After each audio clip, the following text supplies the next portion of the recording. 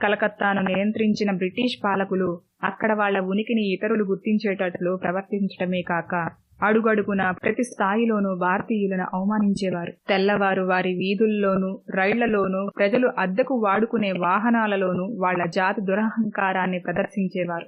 అటువంటి సందర్భంలో వాళ్లు భారతీయులలో ప్రఖ్యాతి గల పౌరులను, నిష్ణాతులను కూడా వదిలిపెట్టేవారు కాదు. కిన్నె జాతుల మధ్య ఘర్షణలు చెలరేగినప్పుడు చట్టం భారతీయులకు ఏమీ ఉపయోగపడేది కాదు.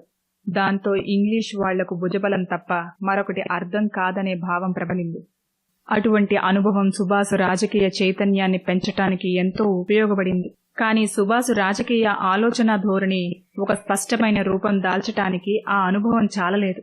అందు నిమిత్తం ప్రపంచపు అనుభవం కావాల్సి వచ్చింది.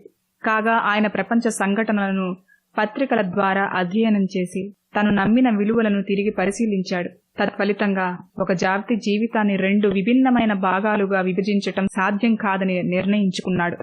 వాటిల్లో ఒక భాగాన్ని మన కోసం మన చేతుల్లోనూ, 2వ భాగాన్ని పరాయి వాళ్ల చేతుల్లోనూ ఉంచటం సాధ్యం కాదని ఉద్ఘాటించాడు.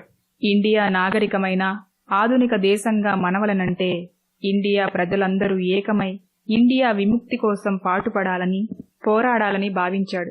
రాజకీయ స్వాతంత్ర్యం అభివాజ్యం అని ఉద్ఘాటించాడు. ఇంకా స్వాతంత్ర్యం పొందిన దేశం తన స్వాతంత్ర్యాన్ని కాపాడుకోవటానికి చాలినంత సైనిక బలం కలిగి ఉండటం అవసరమని కూడా బోసు ఉద్ఘాటించాడు.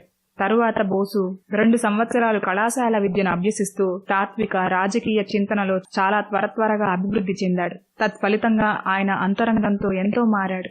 ఆయన బృందం సంఖ్యలోనే కాకుండా గుణాత్మకంగా కూడా చాలా అభివృద్ధి చెందింది.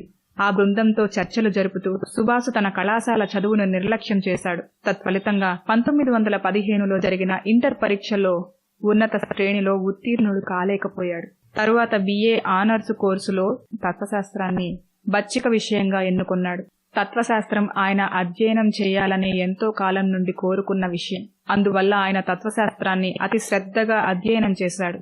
తత్వశాస్త్రం అధ్యయనం ఆయనకు మేధా సంబంధమైన క్రమశిక్షణను, విమర్శనాత్మకమైన ఆలోచన ధోరణి ఇచ్చింది. ఆ విమర్శనాత్మక ధోరణి వలనే నిజంగా స్వతంత్రంగా ఆలోచించగలిగి మేధావి అయిన మనిషి ఏ భావాన్నైనా శాంతం చర్చించకుండా దానికి మద్దతుగా చూపించిన సాక్ష్యాన్ని పూర్తిగా పరిశీలించకుండా ఆమోదించలేడు అని సుభాసు ఉద్ఘాటించాడు.